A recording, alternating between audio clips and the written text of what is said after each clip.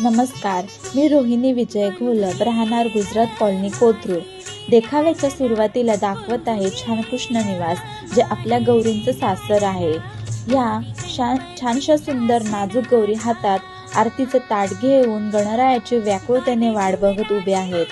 हा पुरणपोळीचा नैवेद्य.